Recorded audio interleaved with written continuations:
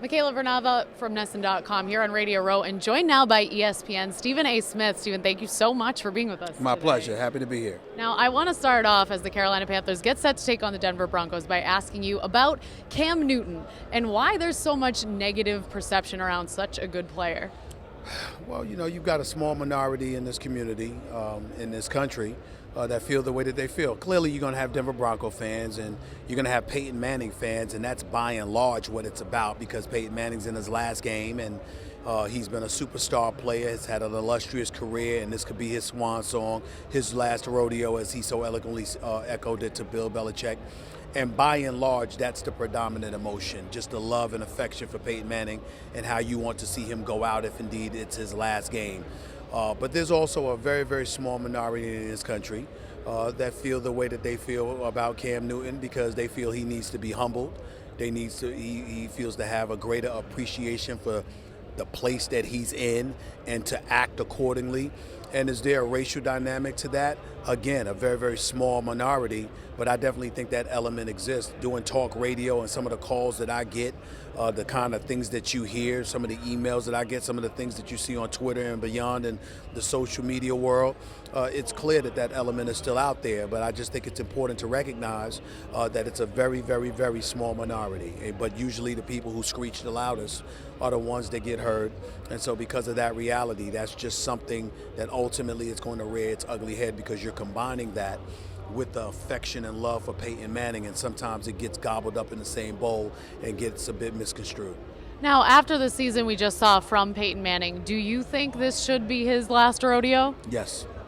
How come? 9 touchdowns, 17 interceptions, a QBR of 44, velocity on the throw significantly lacking, questions about whether he can throw outside the numbers, 4 neck surgeries, 39 years of age, more dust being collected on the birth certificate. Would you like me to go on? Is that good enough?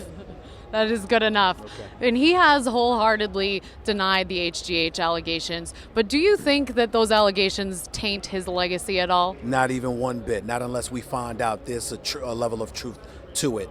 The fact of the matter is, I think that Peyton Manning has been class personified throughout his entire career, not just him, but his entire family. I don't think anybody would dispute the fact that the Mannings are the first family of the National Football League. The way he has conducted himself as a consummate professional, that in and of itself, with his impeccable reputation and resume, speaks for itself. But then when you combine that with the way he handled it, getting out front from day one, emphatically and categorically denying it, saying there was no truth to it whatsoever, welcoming an investigation by the NFL, calling it junk and garbage, and a slew of derogatory names that you could attach to it if FCC airways allowed. He gave that impression, and he gave so emphatically. And if you are innocent of anything, he can give lessons on how you are to defend yourself, because the manner in which he defended himself came across as incredibly, incredibly authentic to me.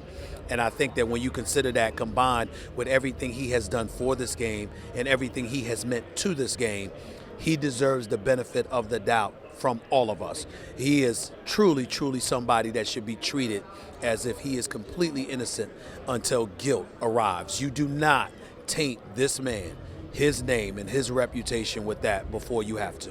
Well, Tom Brady, also a classy player who's brought a lot to this game and who also denied the Deflategate allegations. What is the difference in his denial? Bill Belichick and Spygate. That's the difference. And I'm not somebody that critiques Bill Belichick. I think Bill Belichick should be deified to the manner that he is. I think that it's an absolute joke that people don't recognize the greatness of this man. And, you have some people, most people do recognize it, but you do have some people that sit there and say that he's a product of Tom Brady or whatever. Bill Belichick is a special coach. He's a sensational coach. And as far as I'm concerned, he should have his job in a perpetuity. And as long as he wants it, he should be the head coach for the New England Patriots, because he clearly knows what he's doing. But that doesn't gloss over Spygate. Spygate was a reality. Spygate is something he was guilty of. Spygate is something that he paid for personally. The Patriots paid for as an organization. So much so that Mr. Kraft not only paid the fine, but came out and said he had a talk with Bill Belichick and let him know it had better not happen again. So when you have that as a backdrop, Deflategate was a story that resonated because you didn't think it was a product of Tom Brady. You thought it was a product of Bill Belichick and the Patriots. But then to make matters worse, when Tom Brady denied it, now it became a story that the NFL would not allow to go away because from a collective bargaining perspective, you're challenging the authority of Roger Goodell, the commissioner, and what the collective bargaining supposedly has allowed him to exercise. And so because of that, it made the fight go ongoing to the point where it still is not over. It went through this season, but Roger Goodell and the NFL have not dropped this case. They're still going after it. That's what the difference was. It was because more so about Bill Belichick and the Patriots, and then ultimately it was about the NFL and the commissioner's power being questioned by a particular player despite what the collective bargaining agreement stipulated in their mind. And so that's what's going on here, and that's the difference between him and Peyton Manning. Well, you talked about Bill Belichick's greatness and his genius, but as the Patriots started to go a little bit downhill this season after coming out with that 10-0 start, a lot of people did point fingers at Bill Belichick. Do you think that was the reason for the way the Patriots went out this season was coaching? No, I don't. Listen, when you're that great, you take chances. Sometimes it works, sometimes it doesn't. I mean, how many different starting lineups did he have? Or different changes, like 19 for crying out loud. The offensive line was decimated. Deion Lewis goes down. LeGarrette Blount goes down.